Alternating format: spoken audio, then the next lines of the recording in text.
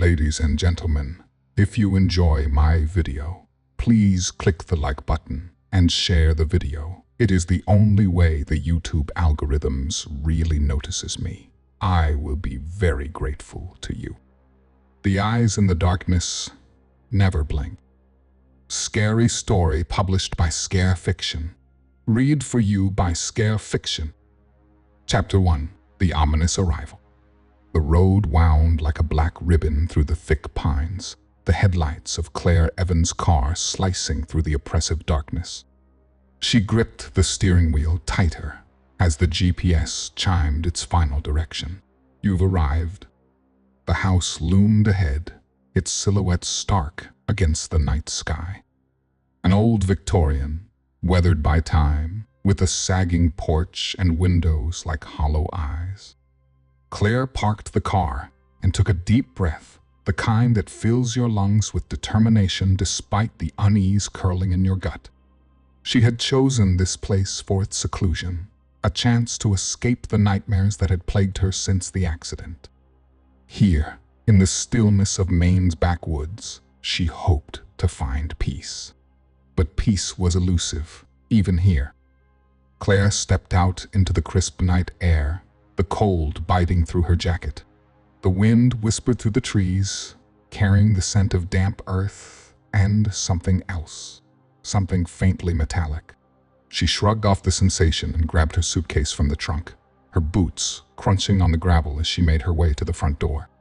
The house groaned as she entered, the floorboards protesting underfoot. Dust clung to the air, catching the dim light of her flashlight. The electricity hadn't been turned on yet, a minor oversight she would correct in the morning. For now, the darkness would have to do. As she explored, the house revealed itself in pieces. A grand staircase leading to the second floor, a sitting room filled with antique furniture draped in white sheets, and a kitchen with an old stove that hadn't been used in decades. The isolation was palpable, wrapping around her like a shroud. Claire paused in the hallway, her breath catching as she felt a presence. The kind that raises the fine hairs on the back of your neck and quickens your pulse. She swung the flashlight around, the beam catching nothing but shadows. "Get a grip, Claire," she muttered to herself. But the unease lingered. Later, as she lay on the creaky bed in the master bedroom, the house settled into the night's silence. But Claire couldn't shake the feeling of being watched. The wind howled outside, and in the distance, something else, a faint whisper, almost like a breath carried through the halls. Claire squeezed her eyes shut, willing herself to sleep, but her mind refused to rest. The nightmares had followed her here, she realized with a cold shiver. Or perhaps something else had been waiting for her all along. Chapter 2. The Unseen Watcher. The whispers came first. Claire awoke to the sound in the dead of night, her heart pounding in her chest. The wind had died down, leaving an eerie stillness in its wake. She strained to listen, her breath caught in her throat. The sound was faint, like a distant conversation just out of earshot, but unmistakable. It wasn't the wind. It wasn't the house settling. It was something else, something that didn't belong. She sat up, the old bed creaking under her weight. The room was pitch black, save for the sliver of moonlight filtering through the curtains. Claire reached for the lamp on the nightstand, her fingers fumbling in the dark. The light clicked on, flooding the room with a weak yellow glow. The whispers stopped, leaving only the sound of her rapid breathing. Claire scanned the room, but everything was as it had been, except for the unmistakable chill that hung in the air. The house had a way of feeling cold, even when the temperature outside was mild. She pulled the blanket tighter around her, trying to shake the sense of unease that clung to her like a second skin. This wasn't the first time she'd felt it. Since her arrival, there had been small signs, things she'd dismissed in her desperation to start fresh. A book she swore she left on the nightstand, now lying on the floor. A door she was sure she'd closed, standing slightly ajar. And then there was the feeling of being watched, always from the corner of her eye, always when she was alone. Claire squeezed her eyes shut, trying to calm herself. "It's just your imagination," she whispered, though the words felt hollow. She'd said the same thing to herself that night, months ago, before the accident. The memory surfaced, unbidden. She had been driving home late from work, exhausted and lost in thought, when she'd seen them two glowing eyes in the dark, right in the middle of the road. She'd swerved, the car spinning out of control, slamming into the guardrail.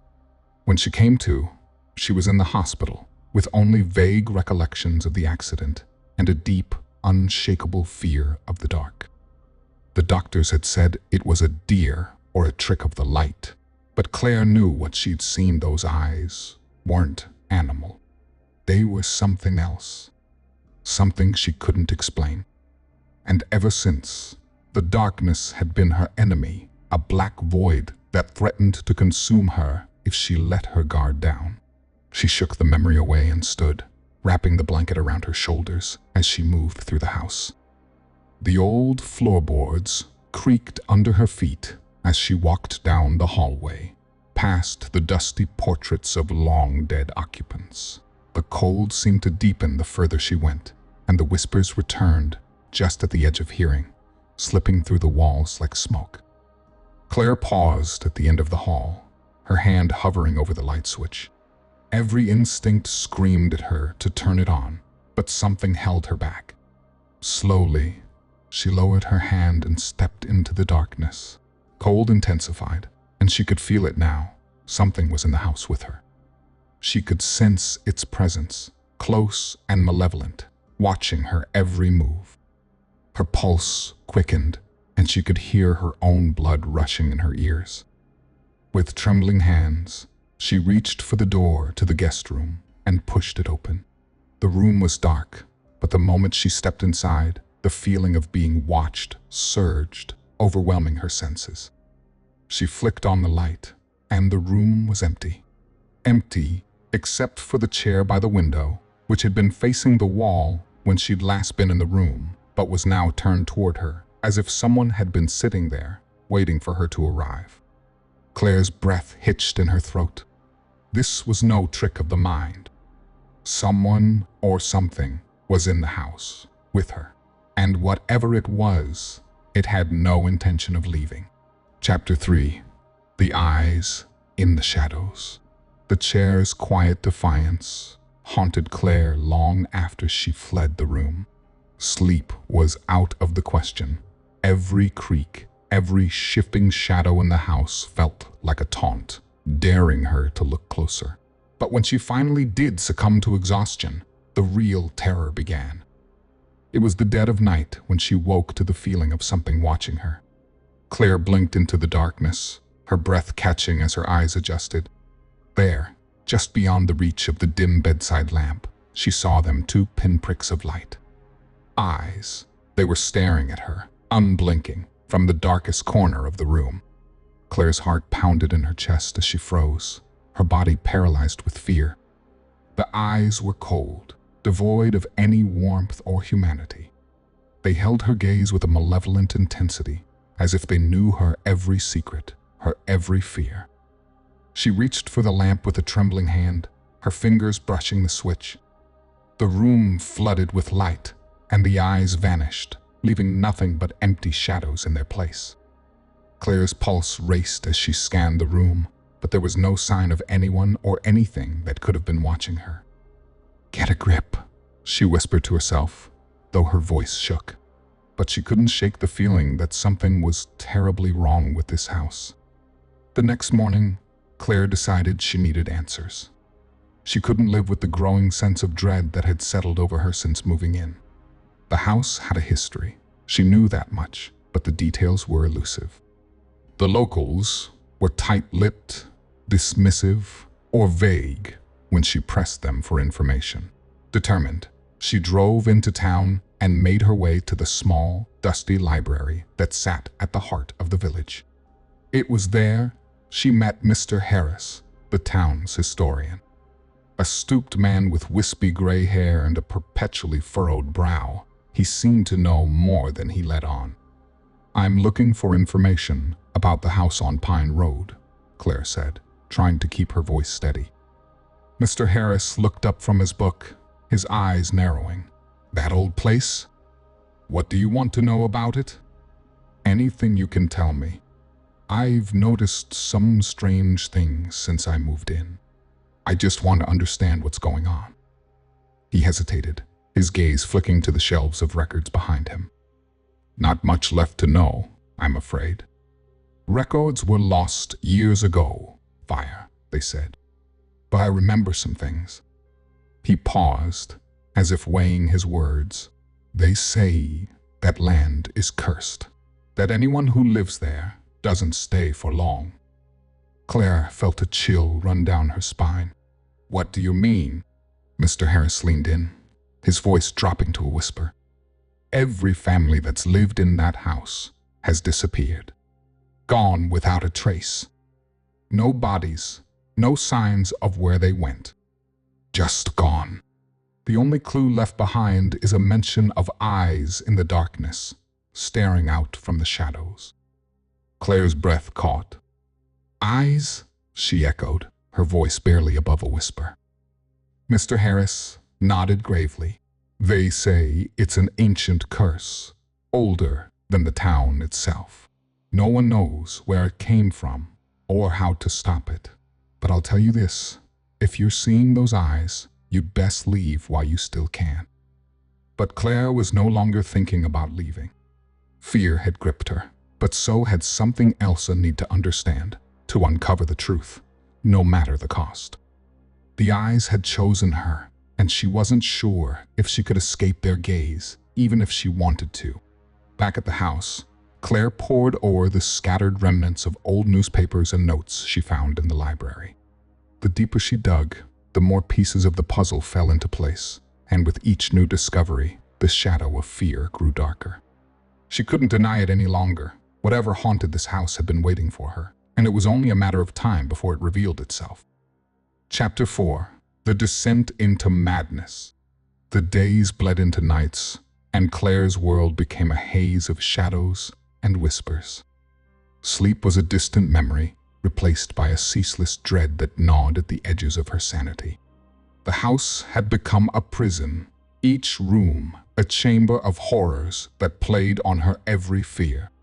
The whispers were no longer confined to the night, they followed her everywhere, murmuring from the walls, seeping into her thoughts, relentless and maddening. One morning, Claire stumbled into the bathroom, her reflection in the mirror barely recognizable. Dark circles rimmed her eyes, her skin pale and drawn. But it wasn't her appearance that made her gasp. It was the message scratched into the glass, as if by a jagged, unseen hand, "Leave while you can." Her breath caught in her throat as she backed away, her heart hammering in her chest. The letters were deep, etched with a force that made the glass groan under the pressure. Trembling, Claire reached out to touch the scratches, half expecting them to be an illusion. But the grooves were real, cold under her fingertips, and all too solid. Panic surged through her as she spun around, her eyes darting to the walls.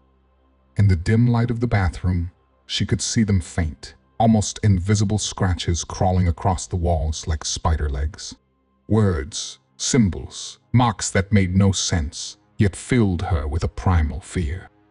They were everywhere. The whispers intensified, growing louder, more insistent. "Leave, leave, leave." The word pounded in her head like a drum, driving her to the brink of madness. She fled the bathroom, the walls seeming to close in on her as she stumbled down the hallway.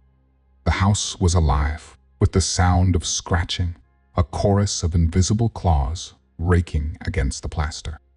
Claire pressed her hands over her ears, trying to block out the noise, but it was futile.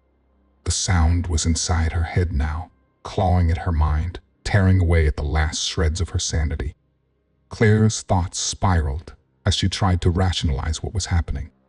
She could feel the presence growing stronger, more malevolent, feeding on her fear and desperation. The boundaries between her past trauma and the present horror blurred, leaving her trapped in a nightmare she couldn't escape. Desperation drove her into town, seeking out the few people she had come to know. But her wild eyes and frantic words only drove them away. Mr. Harris avoided her now, muttering something about curses best left alone. The townspeople who had once smiled politely now averted their gazes, whispering behind her back, marking her as an outsider, a madwoman. In her isolation, Claire's paranoia grew. She couldn't trust anyone. Maybe they were all in on it, part of some ancient pact with whatever darkness haunted her home. She began locking herself inside the house, barricading the doors and windows, convinced that something or someone was trying to get in. But even in her self-imposed exile, the terror followed her. She could feel the entity closing in, its presence more oppressive with each passing hour. It was not just a ghost. It was something ancient and vile, intent on destroying her from within. Claire's grip on reality loosened with every whispered word, every cryptic scratch that marred the walls. She could no longer tell where the house ended and she began. The presence had wormed its way into her mind, twisting her thoughts, making her question everything she knew. As the days dragged on, Claire became a ghost in her own life, haunted by memories of the past and the horrors of the present. The line between reality and hallucination blurred, leaving her adrift in a sea of madness. The entity had done its work well, reducing her to a shell of the woman who had sought solace in this cursed house. But Claire knew deep down that this was only the beginning. The darkness had taken hold of her, and it would not rest until it consumed her completely. Chapter 5. The Dark History. Claire's world had shrunk to the walls of the house that had ensnared her. The whispers, the scratches, the eyes, they were all she knew now. But something inside her refused to surrender. A flicker of determination, faint and fragile, urged her to keep searching, to find out why this was happening to her. It was this flicker that led her to the basement one evening, her heart pounding in her chest. The door creaked open with an eerie slowness, revealing the staircase that led down into the blackness below. The air was damp and the smell of mildew and something far more foul hitting her as she descended, each step taking her deeper into the bowels of the house. She reached the bottom, and her flashlight beam caught something, an old wooden door, hidden behind a stack of rotting crates. It was the only thing in the basement that seemed untouched by time, its surface free from the dust that covered everything else. With trembling hands, Claire pushed the crates aside and grasped the door handle. The wood groaned as it swung open, revealing a narrow passageway that led into darkness. Her breath caught in her throat as she stepped inside, the walls closing in around her. The room at the end of the passage was small and cramped, the walls lined with shelves. Old, leather-bound journals were stacked haphazardly, and photographs were pinned to the walls, yellowed with age. The smell of decay was overpowering, making her gag, but she forced herself to move forward. The flashlight flickered as she scanned the photographs. Faces stared back at her, their eyes hollow and lifeless. Yet, something in those eyes made her shiver. They seemed to follow her every movement, watching her with an intensity that made her skin crawl. She recognized some of the faces from old town records, others from the whispers she'd heard in town. All had lived in this house. All had met with tragedy. Her hands shook as she reached for one of the journals, its cover cracked and brittle. She opened it carefully, the pages filled with neat, desperate handwriting. The words were a chronicle of fear, each entry detailing the occupants' descent into madness, the terror that had haunted them night after night. They spoke of eyes in the darkness, of whispers in the walls, of an evil that couldn't be escaped. Claire's breath quickened as she flipped through the pages, each journal telling the same story. The house had claimed them all, one by one, and now it had set its sights on her. She stumbled back, her mind reeling. The whispers were louder here, almost deafening. She could feel the presence closing in, pressing down on her with a malevolent force that made her head spin. She glanced back at the photographs, and her heart nearly stopped. The eyes in the photos had changed. They were no longer just hollow and lifeless. They were filled with malice, their gaze fixed on her with an intent so dark it made her blood run cold. The walls seemed to close in, the room spinning as she struggled to breathe. Claire knew now that she was trapped. The house had claimed the souls of those who came before her, and it would not stop until it had hers. The eyes were everywhere now, in every corner, in every shadow. Even when she closed her eyes, she could see them, watching. She backed away from the room, nearly tripping over the threshold as she fled. The door slammed shut behind her, the sound echoing through the basement like a gunshot. But it wasn't enough to drown out the whispers that now filled her mind. As she stumbled back up the stairs, the walls seemed to pulse with a life of their own, the house breathing, feeding off her fear. The photographs, the journals, they were all warnings, but it was too late. Claire had entered the house, and now it would never let her go. The realization struck her with a cold, paralyzing clarity. She was next. The eyes had chosen her, and they would not rest until they had claimed her as their own. Chapter 6. The Unraveling. Claire slammed the basement door behind her, leaning against it as if she could keep the darkness at bay by sheer will alone. Her breaths came in ragged gasps, her mind racing with the images and words she'd just uncovered. The journals, the photographs, the eyes, they all pointed to one horrifying truth. But as the fear surged, so did something else. A flicker of defiance, buried deep within her, ignited. She refused to let the house win. But the house had other plans. That night, the terror escalated. As she sat in the living room, trying to make sense of the cursed journals, the temperature plummeted. The lights dimmed and flickered, casting long, sinister shadows across the walls. Claire's breath misted in front of her, the air thick with a cold that seeped into her bones. The whispers grew louder, more insistent, filling her ears with a cacophony of voices she couldn't escape. Then it began. Books flew from the shelves, their pages fluttering like frantic birds before slamming into the walls. The coffee table lifted off the floor, hovering for a heartbeat before crashing down with a force that sent splinters flying. Claire scrambled back, her heart pounding as she realized the entity was no longer content to haunt from the shadows. It was coming for her. And then she saw it.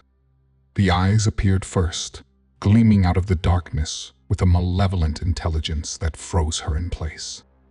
But this time, they didn't disappear.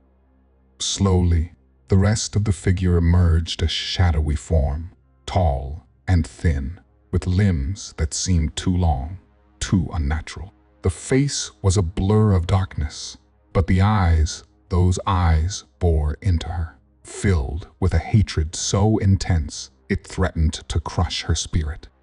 Claire's scream lodged in her throat as the figure moved closer, its presence suffocating. It reached out, a shadowy hand extending toward her, and the room exploded into chaos. Objects flew across the room, the walls groaned and buckled, and the air crackled with an unnatural energy that made her hair stand on end. But amidst the chaos, Claire found a shred of clarity. She couldn't keep running. She couldn't keep hiding. This thing wanted her broken, terrified, just like those before her. But she wouldn't give it the satisfaction.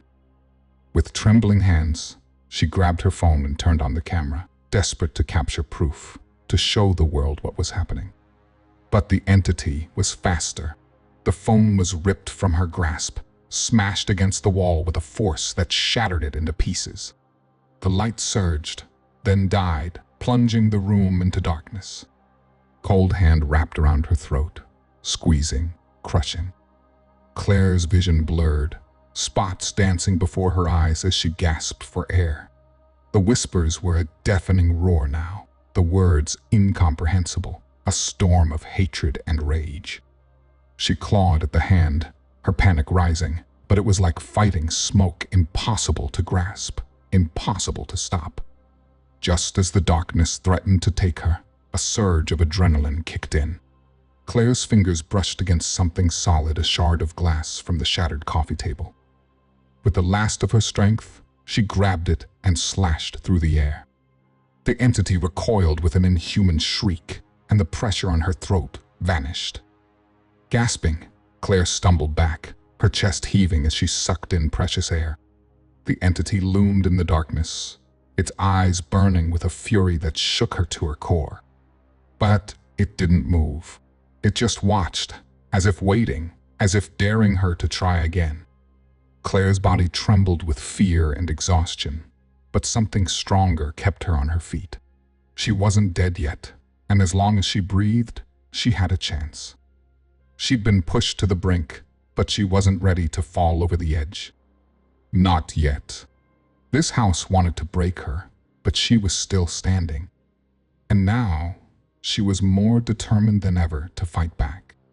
She needed a plan, and she needed it fast. This wasn't just about survival anymore. It was about ending the terror that had claimed so many before her. The eyes watched her, unblinking, as Claire's mind raced, formulating a plan. She might not have much time, but she would use every second to fight. The house wouldn't take her without a fight. Chapter 7. The Final Confrontation. The storm raged outside, lightning splitting the sky with blinding brilliance. The wind howled through the trees, and rain lashed against the windows with a ferocity that matched the chaos inside Claire's mind. She had spent hours poring over the journals, piecing together the fragments of history that might give her a chance to fight back. The entity, she learned, was bound to a cursed relic, buried beneath the house, a source of its power, an anchor for its malevolent presence. Claire knew what she had to do. She had to find the relic and destroy it, but the house had other plans. The whispers were relentless now, a cacophony of voices urging her to give up, to surrender to the darkness. The eyes were everywhere, watching her every move with an intensity that made her skin crawl. But she had no choice. If she didn't act, she would become just another victim. She grabbed a flashlight, a crowbar, and a shovel, her heart pounding with determination as she headed for the basement.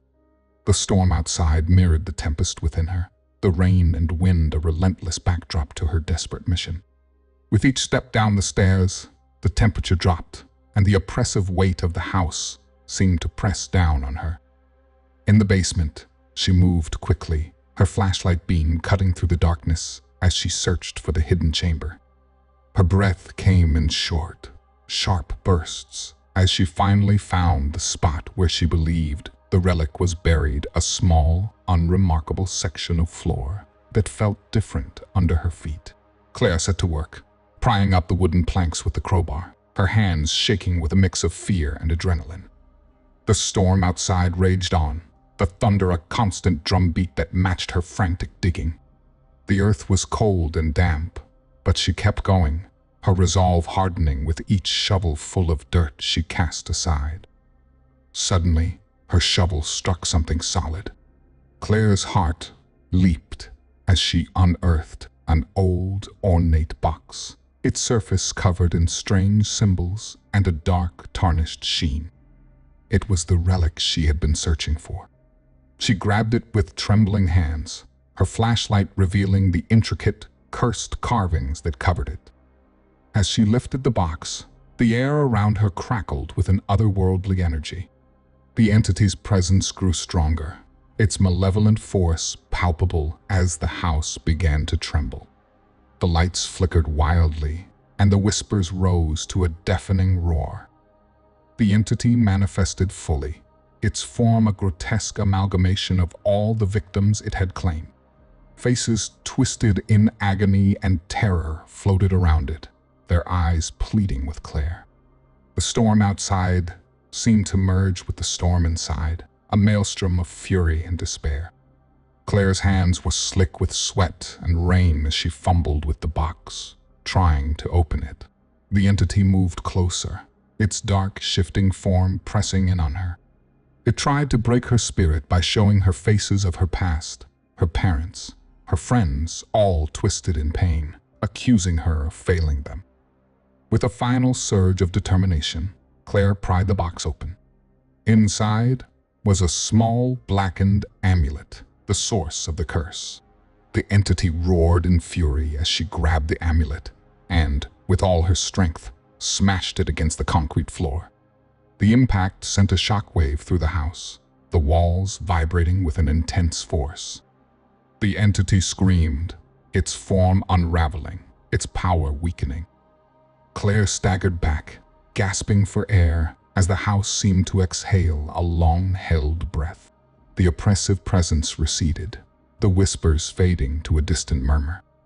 The storm outside slowly began to subside, the wind and rain easing. Claire stood in the darkness of the basement, her body shaking with exhaustion and relief. The relic was destroyed, the entity weakened, but she knew it wasn't over. The house had been a vessel for something ancient and dark, and though the curse had been broken, its shadow still lingered. As she emerged from the basement, the storm clearing and dawn approaching, Claire felt the weight of her battle. She had fought and survived, but the scars of her ordeal would remain. The house was quieter now, the oppressive presence gone, but Claire knew that the darkness had not been fully vanquished. It was merely waiting, lurking in the corners, ready to strike again. Chapter 8. The Aftermath.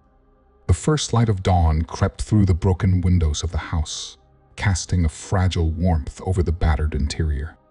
Claire stood amidst the wreckage, her body trembling from exhaustion and her mind reeling from the night's horrors. The storm outside had subsided, leaving the world bathed in a muted, gray calm. The house was silent now, the oppressive weight of its malevolence seemingly lifted. Claire took a deep breath, trying to steady herself as she surveyed the remnants of her ordeal. The basement, once a place of terror, was now just a dark, empty space. The shattered remains of the cursed relic lay scattered on the concrete floor. The house felt different, though the sense of dread that had once permeated every corner had dissipated. For now, it was just a house, but Claire knew that its scars ran deeper than the visible damage. Her mind was a whirlwind of emotions, relief, fear, and a deep, pervasive sadness. The entity had been weakened, but Claire understood that its darkness might never fully dissipate. She moved through the house with a heavy heart, gathering her few belongings and trying to piece together a sense of normalcy. The eyes that had once haunted her every waking moment were no longer visible, but their impact was ever present. Claire packed her car in silence, her movements mechanical. Each creak of the house seemed louder than before, each shadow more ominous. As she shut the trunk and locked the door behind her, she glanced back at the house one last time. The morning light painted a serene picture, but it did little to ease the weight of what she had endured. The drive away from the house felt surreal. The road stretched out before her, empty and quiet, as if the world had paused to acknowledge her escape.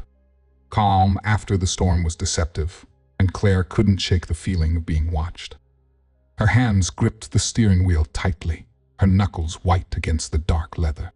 As she drove, her mind replayed the horrors of the past days, the eyes, the whispers, the unrelenting terror. The house had taken so much from her, and the fear of what might still lurk in the shadows was almost too much to bear.